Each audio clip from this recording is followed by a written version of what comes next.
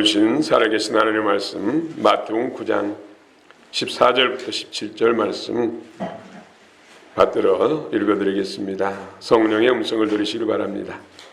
그때 요한의 제자들이 예수께 나와 이르되 우리와 바리새인들은 금식하는데 어찌하여 당신의 제자들은 금식하지 아니하나이까? 예수께서 그들에게 이르시되 혼인집 손님들이 신랑과 함께 있을 동안에 슬퍼할 수 있느냐? 그러나 신랑을 빼앗길 날이 이르리니 그때는 금식할 것이니라. 생비조각을 낡은 옷에 붙이는 자가 없나니 이는 기운 것이 그 옷을 남기어 헤어짐이 더하게 됨이요 새 포도주를 낡은 가죽 부대에 넣지 아니하나니 그렇게 하면 부대가 터져 포도주도 쏟아지고 부대도 버리게 됨이라. 새 포도주는 새 부대에 넣어야 둘이 다 보존되느니라. 아멘.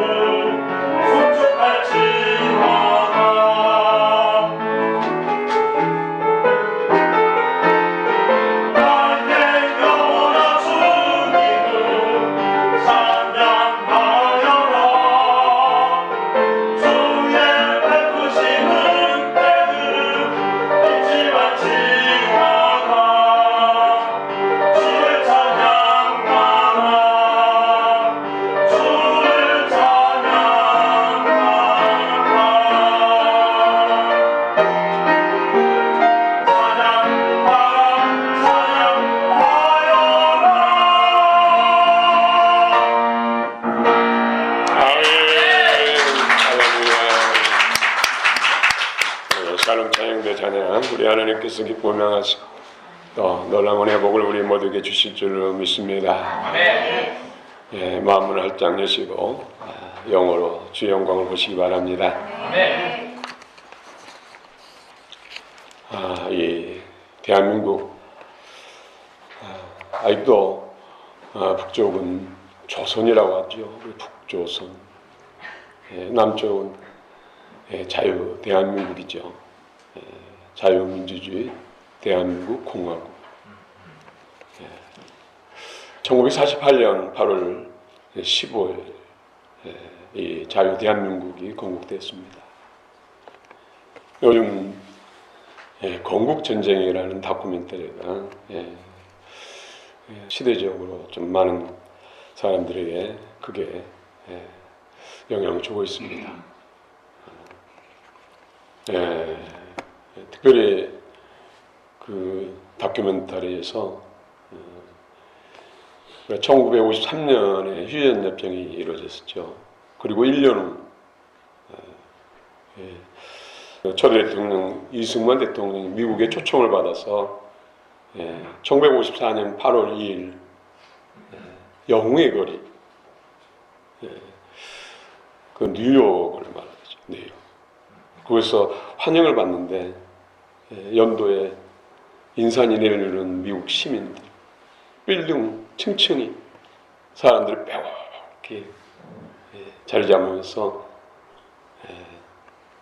꽃가루를 뿌리는 모습 바라볼 때 참 저도 그게 감동이 됐습니다.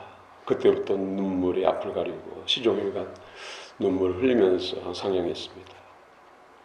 특별히 영웅의 거리에 보면은 8월 2일 1984년 승만리 프레지던트 오브 사우스 코리아 남한의 대통령 그 이름이 새겨졌다는 거. 지금도 물론 새겨졌죠. 죄스러운 마음이 많이 들었습니다. 어릴 때부터 초등학교 다닐 때부터 이승만 그러면 독재자, 8.15, 3.15 부정선거, 4.4 5.26 뭔지 모르면서도 눈이 들어가지고 참 안 좋은 감정을 가지고 있었는데 참 휴멘터리를 통해서 다시금 역사 인식을 하게 된 기회가 됐습니다. 참 그동안 이 역사책 속에서 이승만이라는 대통령을 참 많이 지우고 애혹시켰지요. 그 근원지가 저 북한입니다. 김일성, 김정일, 김정은 이 3부자가 그런 것이죠. 이 자유 대한민국 우리는 어느 나라에서 살고 있는가? 이 대한민국은 어떤 나라인가? 아이덴티티, 정체성에 대해서 너무나 혼재, 잘못 인식된 그런 역사식을 가지고 있다는 것에 대해서 참으로 안타깝게 생각합니다. 나는 누구인가? 이런 철학적 질문. 저도 수없이 나는 누구인가 질문하면서 예수님을 만났거든요. 진짜 창조주 하나님은 누구인가? 물론 교회도 다녀봤고 절에도 가봤고 또 무속인들 구다는 것도 봤고 심령에 너무나 공부했어. 내 근원은 어디서 왔는가? 인생은 무엇인가? 인생은 또 어디로 가는가? 이런 철학적 질문을 통해서 부활하신 주님을 만났습니다.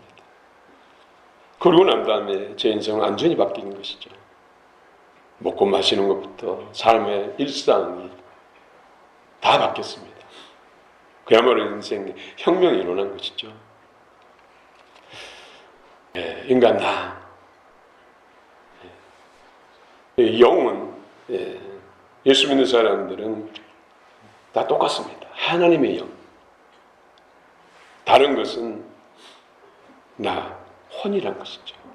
마음과 생각, 지정이 혼이 각자 다릅니다.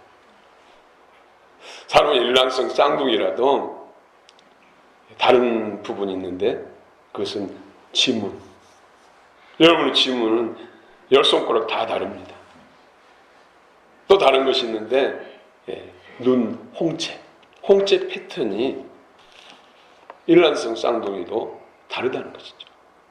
그리고 오른쪽과 왼쪽 홍채 패턴이 다르다는 것이죠. 근데 하나님께서 우리가 구원받은 하나님의 백성들이 인간적으로 수를 셀 수 없을 만큼 많을진데 다 다르다는 것이죠. 지문이 다른 것처럼 홍채 패턴이 다른 것처럼 다 다르다는 것이죠. 그런데 오늘 중요한 것, 세부대, 새 포도주는 세부대, 새 술은 세부대. 새롭게 돼야 된다. 죄와 사단에 의해서 오염되고 일그러진 그런 자로는 하나님 앞에 나갈 수도 없다는 것이죠. 하나님과 하나 될 수가 없다는 것이죠. 오늘 진정한 나를 찾으시기 바랍니다. 세부대가 되시길 축원합니다. 오늘 찬양 가사 중에서도 내 마음을 새롭게 하소서, 세부대가 되게 하소서.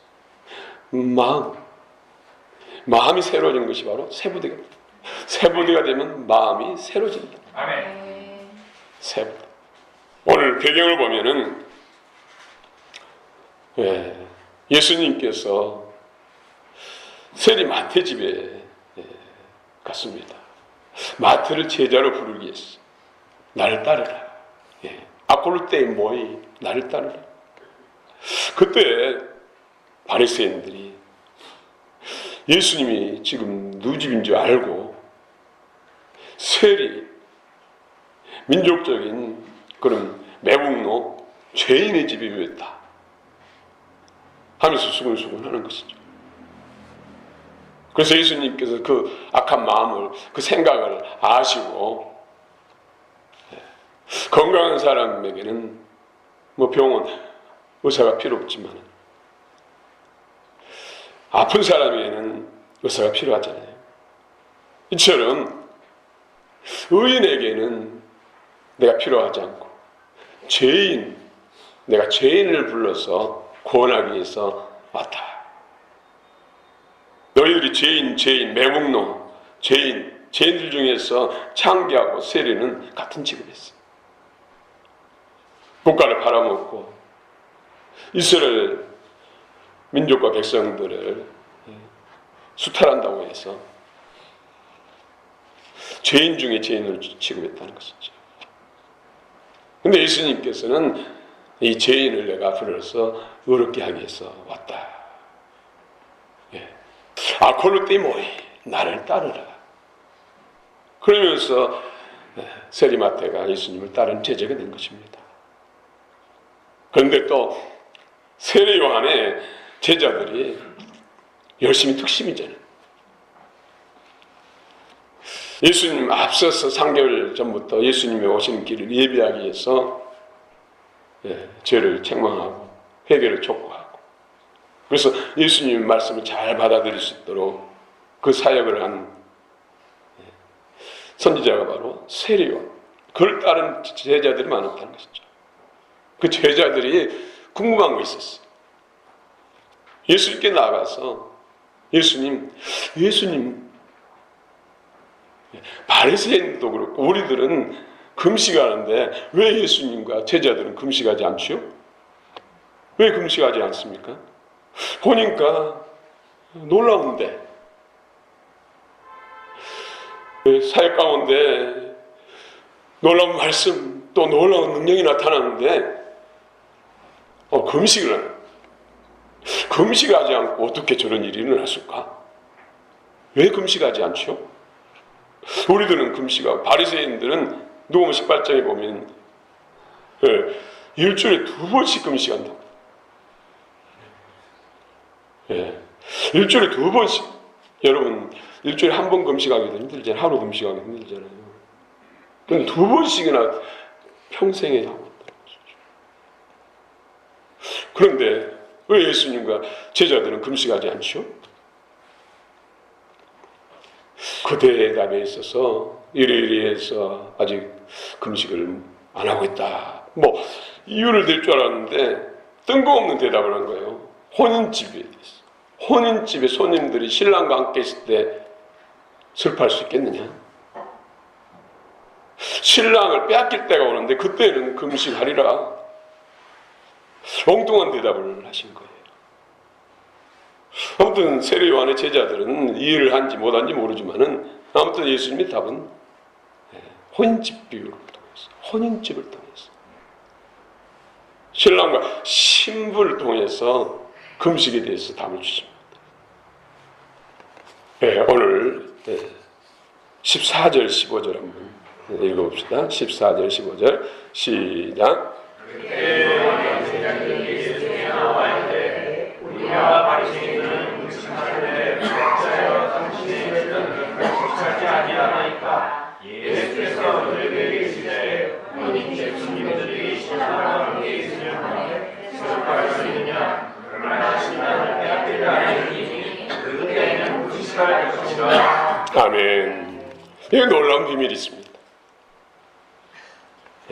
유대인들은, 이스라엘 유대인들은 1년에 한 번은 누구나 다 의무적으로 금식을 했어요. 유대력 7월 12일이 대속죄일 날. 유대력으로 7월 10일. 그때는 해 뜨는 때부터 해질 때까지 금식했습니다. 그런데 바리새인들이 금식을 더 하다가 일주일에 2번씩이나 하는 금식이 그들의 율법처럼 행해졌다는 것이죠. 그런데 예수님께서는 그 마음 중심을 하잖아요. 정말로 신앙생활을 잘하기 위해서, 하나님을 사랑하기 위해서, 이웃을 사랑하기 위해서, 더 하나님이 기뻐하시는 능력의 사람이 되기 위해서 뭐 이런 이유로 금식 하면 좋을 텐데 그렇지 못했다는 거예요. 나 이렇게 일주일에 2번씩이나 금식해. 너희들은 일주일에 한 번도 금식하기 힘들지? 또 대속죄일날 하루, 그것도 해 뜨는 시간부터 해지는 데까지 그 하루 금식하는 것도 못한 사람이 많고 슬쩍슬쩍 먹고 안 먹은 것처럼 입 닦는데 우리들은 일주일에 2번씩이나 금식해. 나 신앙 대단하지? 믿음 대단하지?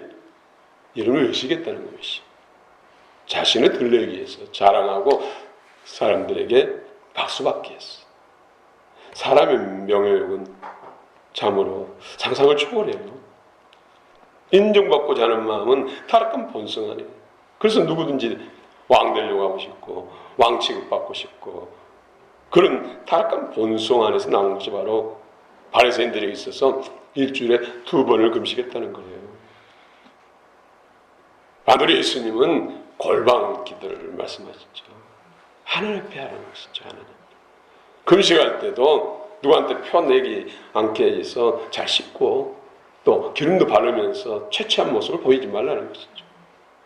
은밀한 중에 보시는 하늘 앞에 하라는 것이죠. 우리가 살아가면서 이런 부분에 있어서 수없이 싸우지 않습니까? 할렐루야. 아멘. 우리는 다 주님이 불 같은 눈으로 보시고 계십니다. 아멘. 날마다 숨쉬는 순간도 다 주님의 우리는 저울대 위에 있습니다. 아멘. 그 어느 것도 숨길 수가 없습니다. 하나님을 경외하는 우리 모두가 되시길 축원합니다. 아멘. 오늘 15절 다시 한번 읽어봅시다. 15절 참으로 중요한 메시지입니다. 시작. 예수께서 그들에게 이르시되 혼인집 손님들이 신랑과 함께 있을 동안에 슬퍼할 수 있느냐? 그러나 신랑을 빼앗길 날이 이르니 그때는 금식할 것이니라. 여러분 단장의 슬픔 들어보셨습니까? 창자가 끊어지는 듯한 슬픔의 아픔. 예수님께서도 유리방황하는 그런 수많은 사람들을 바라보면서 단장의 슬픔을 느끼셨어요. 창자 깊은 곳으로부터 올라오는 슬픔. 그것을 민망히 여기서 불쌍히 여기서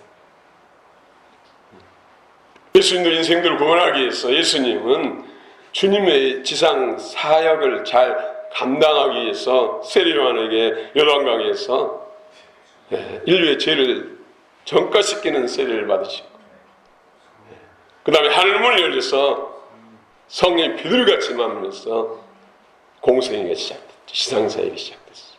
그런데 앞서서 광야에 가서 40일 동안 금식했다. 그야말로 단식이죠. 마시지도 않고 먹지도 않고 40일 동안 줄이시고 주님의 주신 하나님의 아들, 하나님이시지만은 인간의 몸을 입고 오셨기 때문에 우리 모든 인생들의 본이 되기 위해서 금식하신 거예요.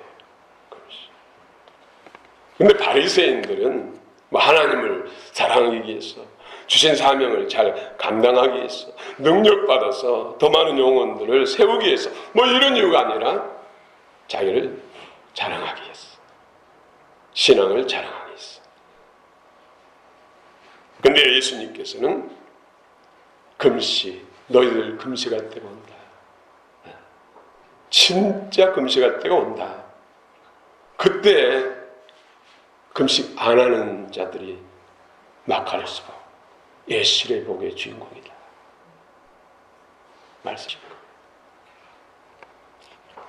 여러분 금식해 본 적 있습니까? 어떤 이유로 금식해 본 적 있습니까? 몸매를 유지하기 위해서, 더 날씬하게 하기 위해서 금식. 여러 가지 요즘 금식들이, 다양한 방법의 금식들이 있더라고요. 근데 건강관리를 위해서 이런 금식을 하는데, 저는 사역 중에서 정말로 슬픔을 당한, 그래서 먹을 수가 없어서 금식한 사람, 금식 당한 사람들을 몇 번 봤어요. 그 중에서 한 권사님이 남매를 뒀지요. 딸은 이제 결혼했고 남편은 40대에 돌아가셨고, 아들이 이제 장성해서 군대에 가서 군대를 마치고 돌아왔어요. 한참 더울 7월달에 큰 집에서, 거실에서 이제 군 복무를 마치고 돌아온 아들을 얼마나 귀하고 사랑스럽겠어. 그래서 그가 좋아하는 삼겹살을 먹고, 상치쌈입니다. 근데 한참 맛있게 먹던 아들이, 이제 갓 군대 제대한 아들이 푹 쓰러진 거야. 119에서 응급처치 응급으로 갔지만 근데 깨어나지 못했어. 이분이 한 달 이상을 식음을 전폐, 먹지 못하고 그냥 인사불성 같은 그런 상태. 이럴 때 단장의 슬픔이다. 이건 어떤 목적으로 절식하거나 음식을 안 먹는 금식이 아니라 먹을 수 없기 때문에 자동으로 한 달 동안 금식됩니다. 이런 날이 온다는 거예요. 이런 날이. 오늘 15절 그 내용입니다. 예수님이 마지막 나팔 소리와 함께 공중 재림하게 됐죠. 그때 혼인잔치가 이루어지는데, 혼자에 들어간, 신부단장에서 혼인잔치에 들어간 사람은 주님과 함께 영원히 먹고 마시고 그 영광을 누립니다. 그러나 혼인잔치 들어가지 못한 마태복음 25장에 어리석은 달처녀들, 미련한 달처녀들, 성령 기름 없이, 성령 충만 없이, 성령의 은혜 없이 믿음생활, 신앙생활하는 사람들이 다 미련한 달처녀예요. 그 혼인잔치 들어가지 못하고 버려졌어요. 8장 12절에, 마태복음 8장 12절에 혼인잔치 들어가지 못한 사람들, 바깥 어두운 데서 슬피 울며 이를 갈리라. 이런 사람들이 혼인잔치 들어가지 못한, 손님으로 있었으나 침가정 못해서 혼인잔치 들어가지 못하고 체된 사람들이에요. 이런 사람들이 마태복음 8장 12절에서는 바깥 어두운 데서, 혼인잔치집 바깥 어두운 데서 슬피 울며 이를 갈리라. 계시록에 신구약을 푸는 열쇠라고 있죠. 계시록 15장에 보면은 불 섞인 유리바다, 흰옷 입은 무리들, 너 14만 4천명. 요한의 눈으로 볼 때 인간적으로 수를 셀 수 없을 만큼 흰옷 입은 무리들, 이런 사람들이 다 혼인잔치에 들어간 사람, 혼인잔치의 신부가 된 사람들. 그렇지 못한 사람들은 불이 섞인 유리바다에 빠진다는 거예요. 하나님과 단절됨으로 인해서. 혼인잔치에 들어간 그들은 주님과 함께 먹고 마시고 그 영광을 영원토록 누리는 것이죠.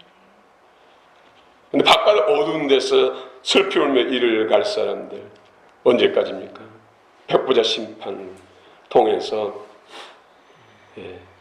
바다에서, 불이 섞인 유리바다에서, 사망과 음부에서 영혼들을 내놓고 백보자 심판대 앞에 심판을 받을 때까지 주님과 함께 먹고 마시지 못한다. 이것을 금식이다. 금식 당하는 것. 바깥 어두운 데서 슬피 울며 일을 간다. 뭐 하면서, 무슨 말 하면서 슬피 울며 일을 갈까요? 그때 셀령님들이 성경 읽읍시다. 모여서 나눕시다. 기도합시다. 그럴 때 바쁘단 핑계로 세상 일락에 취했던 그때 말 들을 걸.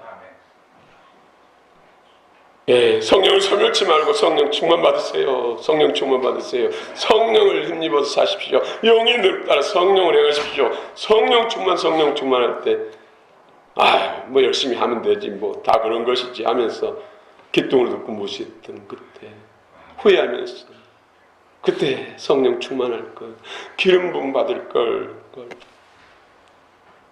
성령 읽으라고 말씀 나누자고 성경 공부하자고 할 때 할 걸. 그러면서 후회하면서 슬피 울면서 일을 간다는 거예요. 성경 계시록들 하면 1000년 동안. 물론 생명책에 이름이 있는 사람은 1000년 후에 새하늘 새 땅에 있어. 주님과 왕노라는 그 영광의 자리는 들어가지 못하지만 새하늘 새 땅에는 들어갑니다. 배도하고 그리스도를 저버리지 않는 인생. 예. 이때는 한 번 구원은 영원한 구원이라고 할 수 있어요. 생명책에 기록된 사람. 원언을 보기 전에는 이런 부분 진행하면서 이렇게 저도 몰랐어요. 원언을 보다 보니까 진짜 주님의 의도를 알겠더라고요. 다 우리는 하나님 앞에 서야 되고 그날의 주인공이 돼야 돼요. 생명책에 이름 올려서 새하늘 땅 영원한 천국에서 영생 복락 누린 것 중요합니다. 그래서 깡통을 차고 살아도 지옥은 면하란 말이에요. 정말로 마음이 와닿죠.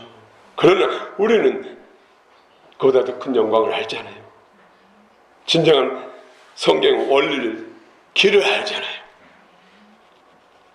멸류관의 주인공 되는 길을 알잖아요.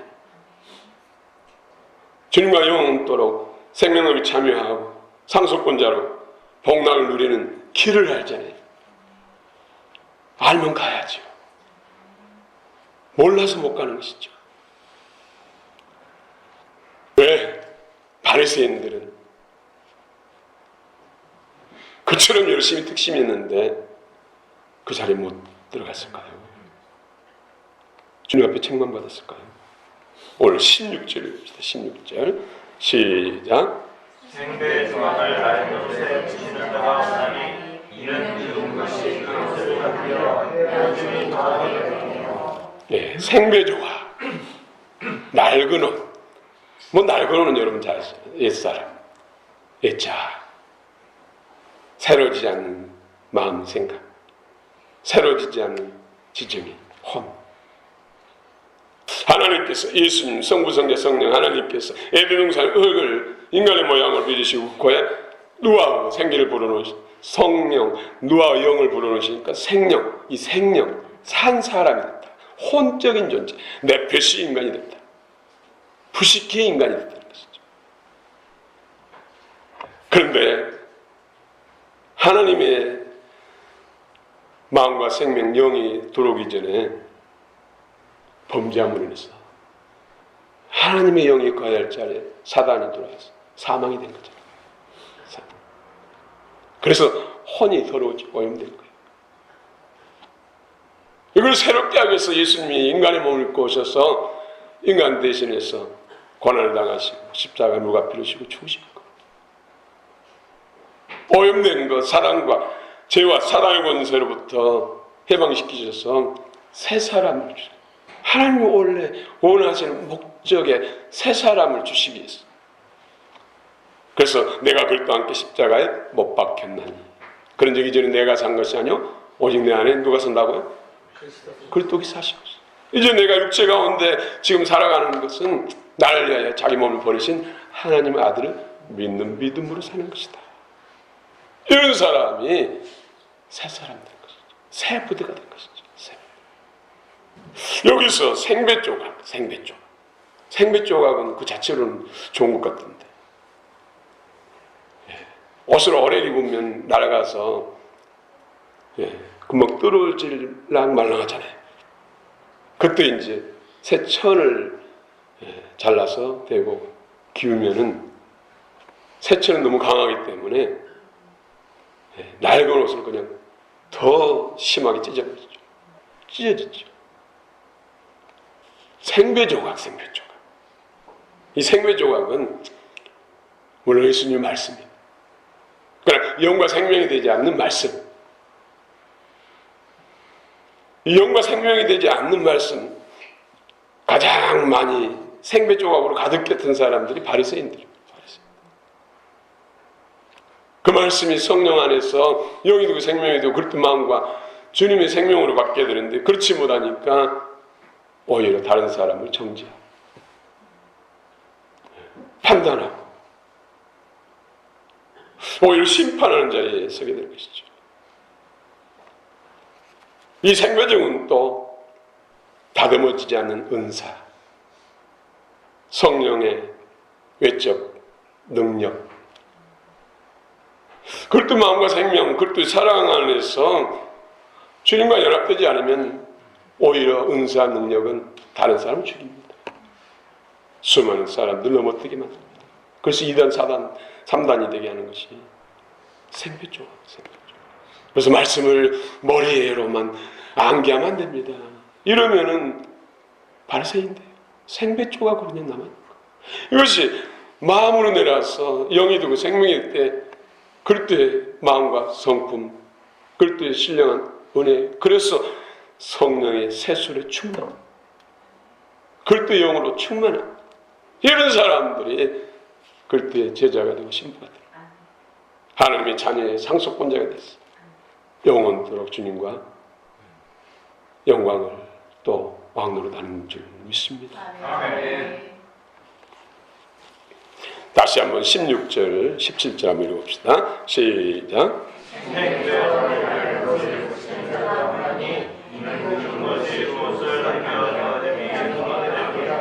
새 포도주를 나르는 가죽 부대에 넣지 아니하니 그렇게 하면 부대가 터져 포도주도 쏟아지고 부대도 버리게 됩니다. 새 포도주는 새 부대에 넣어야 둘이 다 보존되느니라. 아멘. 그럼 새 포도주는 뭘까요? 왜 눈치 빠르신 분들은 바로 예수님. 또 성령님, 거룩한 영으로 우리 가운데 오셔서 예수님이 이루어놓으신 모든 것들을 우리 안에 실제 이루시고 이 땅 가운데에서 약속을 이루게 하신 성령. 그래서 성령 충만합니다. 성령을 소멸하죠. 말씀 충만. 말씀을 묵상하십시오.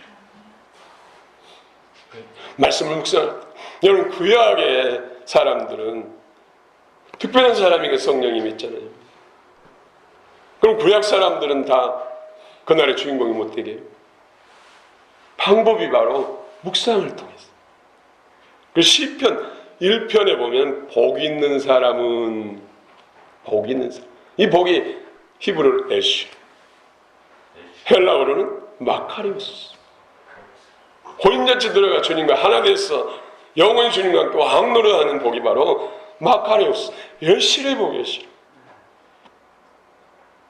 근데 이 마카리오스, 에쉬로 복 있는 사람이 되려면은 주의 말씀 율법을 주야로 묵상하는 자다. 묵상하면은 시냇가에 심은 나무처럼. 시냇가가 뭡니까? 하나님 보좌와 어린 양 보좌에 흐르는 생명수 생수. 거기에 우리 믿음을 뿌리를 내리고 끊임없이 주님으로부터 공급받아서 씨를 쫓아서 열매를 풍성히 맺고 그가 하는 일은 다 형통하다. 우리가 예수로 충만하면, 예수생으로 충만하면, 성령 충만하면 반드시 새 부대가 되어야 된다는 생각이에요. 그렇지 않으면 터져버립니다. 그래서 성령도 소멸시키고 예수 그리스도의 생명도 더해지지 않는다는 것이죠. 자라지 않는다는 것이죠. 사람이 영적인 성장, 성수, 전인적인 성장을 이룰 수 없다는 거예요. 세부대가 됐잖아요. 여러분 서신서에 보십시오. 얼마나 많은 부분에 있어서 세부대에 대해서 새 사람에 대해서 말씀하고 있는 거죠. 변화, 성장, 성숙에 대해서 말씀하죠. 사도 바울도 이 비밀을 아니까 사도 바울이 자랑할 수 있는 것이 얼마나 많습니까? 이런 자에 내가 자랑할 수 있는 한 가지, 그것은 세부대가 됩니다. 날마다 죽는다고. 날마다 교회 앞에서 내가 하나님 앞에서 자랑거리가 있는데 그것은 날마다 죽는 것이다. 예수님께서 제자들에게 나를 따라야거든요. 날마다 자기를 부인하고 자기 십자가를 지고 나를 따를 것이다. 이런 사람들이 다 그 나라의 주인공이 된다. 그 나라에 주님과 함께 먹고 마시고 영원토록 누리는 마카리오스, 멸류관의 주인공이 된다. 생명책에 이름 올려서 새하늘새 땅에 영원한 천국에서 영원한 복락을 누리는 것 중요합니다. 많은 사람들이 하나님께서는 각자를 통해서 부르시잖아요. 저도 처음 예수님이 콜링 부르실 때가 초등학교 2학년이었어요. 그런데 한 번 그때 영적인 뭔가 체험하고 난 다음에 발걸음이 이어지지 못했어요. 그 후에도 교회에서 나와서 선생님들이, 교인들이 와서 학교 바에서 집으로 가는데 붙들고 잔치 있다고 하라고. 주일날 오면 뭐 공책 주겠다, 연필 주겠다 했는데도 발걸음이 이어지지 못했어요. 나중에 20대에 정말로 인생의 공고한 나를 만나서 어느 때는 너무나 공고하기 때문에 하루 종일 책을 보고 250배 되는 참고서 일주일 동안 누보지도 않고 엎드려서 잠깐 조는 안 있어도 책을 봐보다. 어느 때는 너무나 공부하기 때문에 영화관에 가서 10시부터 끝나는 시간까지 먹지도 않고 그냥 영화를 봐본 적도 있어요. 어느 때는 하루 종일 춥고, 어느 때는 산에 등산 가서 콜라 이런 괴짝 짊어지고, 관악산에 짊어지고 올라가서 땀 흘리면서 왼종일 산을 누빈 줄. 그런데도 마음이 안 채워지더라고요. 그래서 이제 하나님을 내가 만나봐야겠다. 산에 가서, 그것도 깊은 밤에 나 좀 만나달라고. 울부짖는 몸부림이 그것을 거의 1년 동안 했어요. 1년 후에 주일날 부활의 주님 찾아오셨어요. 그러고는 인생이 저는 완전히 바꿔졌어요. 정말로 그때 예수 만나고 초등학교 때부터 예수 믿었으면 얼마나 좋을까. 그런 안타까운 거 후회가 되더라고요. 여러분도 그렇지 않습니까? 30대 만나면 10년만 더 일찍 만났으면, 40대 만나면 30대에만 예수 믿었으면, 뭐 70년, 80년 때 예수 만났으면, 60대만 예수 믿었어도. 그러나 어떤 마음과 믿음으로 주님 앞에 서느냐. 나중된 자, 11시에 만난 사람, 70 넘어서 이제 인생 한 10년 남았다고 생각할 때 믿는 사람들, 정말로 낮은 마음으로 오직 예수, 오직 주님, 그런 마음으로 신앙생활하면 반드시 혼인잔치 들어갈 수 있는 그릇이 될 줄로 믿습니다. 아멘. 지금부터가 중요하죠. 날마다 주의 말씀 앞에 무릎 꿇고 내 자신을 돌아보고 성령의 역사를 통해서 오직 하나님 예수가 내 인생의 가장 1순위가 되고 보배가 된다면 누구나 다 그 자리 그날의 주인공 될 줄로 믿습니다. 새 부대가 돼서 주님과 영원히 함께 먹고 마시고 주님과 함께 왕노릇하는 그 영광의 자리에 이를 줄로 믿습니다. 그렇습니다. 주의 말씀과 성령이 그 새 부대가 되게 합니다. 성령의 능력이 새 부대를 만듭니다. 오늘 계시록에서 14만 5천 명 신혼님 무리들 그들이 누구냐 하니까 뭐합니까? 어린 양의 피로 씻은 자들, 어린 양의 피로 두루마기를 빤 자들, 그 옷을 씻는 자. 옷이 지정이 마음과 생각, 혼이란 실제 나라는 여러분 자신들이란 새로워져야 예수 어린 양의 피로 빤다는 거예요. 예수 안에 옛사람 죽고 예수 안에서 새 사람으로 지입니다. 그런 사람을 말한 거예요. 늘 보혈의 능력과 성령의 은혜 안에서 진리 말씀 따라 인도함 받은 그런 사람이 결국 그날의 주님과 오히려 먹고 마시고 그 영광을 영원히 누릴 줄로 믿습니다. 아멘. 그 자리에 우리 모두가 다 함께 동참하시기를 예수 이름으로 축원합니다. 축원합니다.